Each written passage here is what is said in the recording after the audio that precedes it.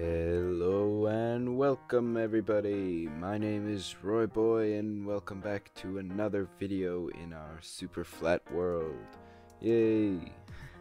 Alright, now before we start, I would like to mention, as you can see, I changed my skin to something a little more medieval. I'm not sure how I feel about it yet, but we'll see as time goes on. You might see some more changes and eventually we'll get to something that sticks, but this is what it's going to be for now. Alright, so for today's video, as you probably could tell by the thumbnail, we're going to have a little underwater tutorial on how I like to make ocean floors. And yeah, so here, we're going to be right here by the town we built where we did the tree tutorial over there, and over there we have the little town. And as you can see, I started out by coming to where we have the little ocean where it connects to our village here, and right here we have the beginnings of the terrain. Very basic. There's only 2 blocks used on the ocean floor here so far, which is dirt and stone. And well, let's get in and change that. So I'm going to get my hotbar ready and we will hop right into it.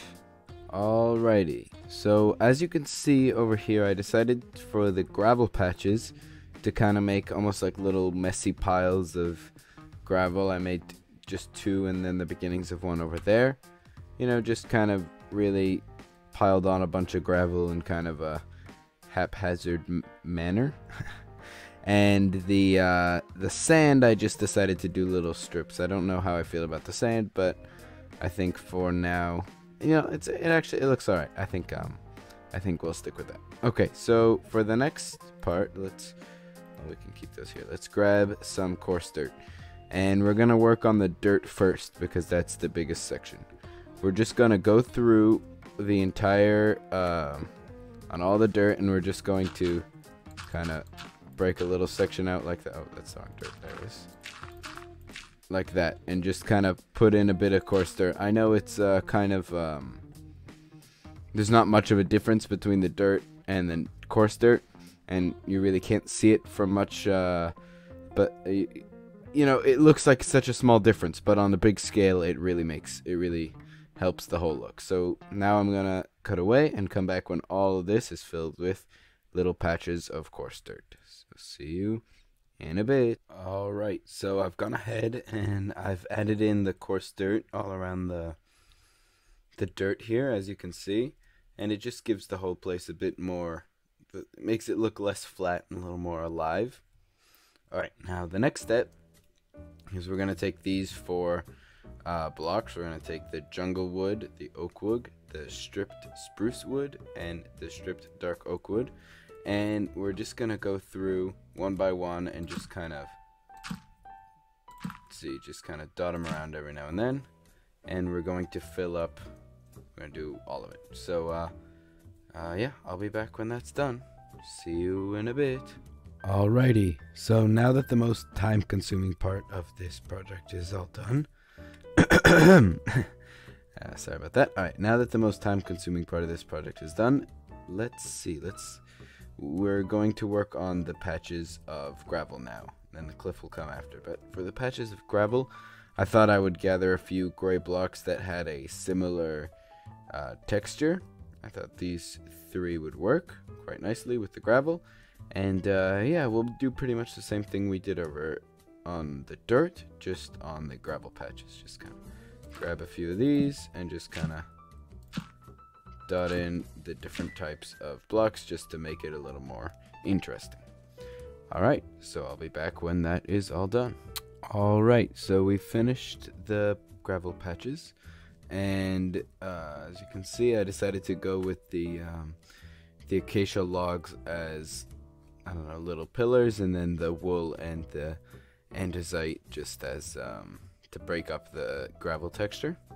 And I think that came out really nice, and yeah, I did that to all 3 piles. And the next thing we're going to work on is the cliff. So as you can see, we have a cliff over here, and it's going to look pretty similar to this cliff, except for I'm going to put in a lot more of a lot more of these 3 blocks right here, just because I feel like those look really nice underwater. So there's going to be a lot of the dead coral blocks in this cliff. So again, this is going to be probably about the palette, and I'm going to go through and just make this cliff nice. So I'll be back once that is all done. Alrighty, so I finished up the cliff. I think that looks pretty nice. I mean, it needs a bit more seagrass, but we'll do that after we put the water in. So the whole place is pretty much done except for the sand. So now we're just going to do the sand, which should probably take little to no time. The few blocks I'm going to be using as, well, the sand, and then some smooth sand to break up the texture.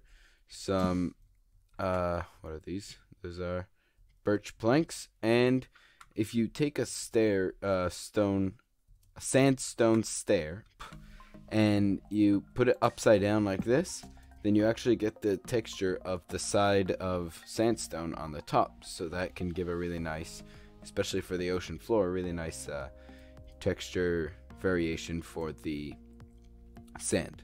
So I'm gonna go ahead and do that to all of the different patches of sand, and then we will get into the final details, put in the water, and then add in all of the greenery. So I'll be right back. Alrighty, so all the details done. The sand has been all textured up, everything has been blended into one another, and all the base work is done. Now we just need to add in the water and put in some of the greenery. So this is how I'm going to add in the water. Now the problem is that I don't know, I think this might be a bit too big, but this is how you add in water to big sections with it being a bit, because usually it's really difficult to add in water like with the bucket, obviously. So we just come over here to this corner and we're going to do /fill. We're going to take the coordinates of this corner, we're going to fly all the way to the other corner, way down here. I'm going to grab this block and take the coordinates of that, and we're going to put water. Now if I just do this, it's just going to make a big block of water and destroy all the work we just did. So I have to do replace air, and that way it stays and only replaces the air and not all the other blocks. But I believe this might be too big, so it's probably not going to let me do this. Let's see. Yeah, so I need to shrink down the size of this. So what I'm going to do is I'm just going to go up, and I'm going to bring these coordinates up to 65. That might work. There we go. So now let's let all the water load in, and there we go. Now it's all filled with water. Now there we go. And because the way that water works, all the stuff down here turns into source blocks. So now everything is filled up with water. The next step now is just to go through and detail all of this. So let's see, what are we gonna need for that? For that, we're gonna need some let's see. Alright, how about I don't do this on camera? I get my inventory set up and I'll be right back. I have some bad news. So I did a little clip where I showed you the resources that I was going to use and how I decorated the grass with, not the ocean floor with the greenery and the seagrass and all of that, but that clip got deleted, so I don't have that. So I guess I'm just gonna, let's turn the camera around, and it's already all done, so I'll just kind of, I guess, explain what I did, because I don't have the video. So what I did was I grabbed some barrels, some chests, some bone meal, kelp, and some campfires, and then I went down. You can see I lightly put the bone meal around. I didn't mash it everywhere because that would just make it too much. So I just kind of lightly went around and placed 1, 2, 3, just lightly sprinkled the bone meal around, and only on the dirt, like on the gravel I didn't, and on the sand I didn't either, just because I thought it would create a bit more interest. Then I plopped around a few clumps of kelp, again, not just spamming them everywhere, just making little clumps of them. Then I took the barrels and I kind of laid around a few buckets of barrels and covered them with seagrass. I have a few more of those lying around. I put down some campfires and waterlogged them, plus waterlogging all of the slabs that I had put around because the commands didn't waterlog the slabs.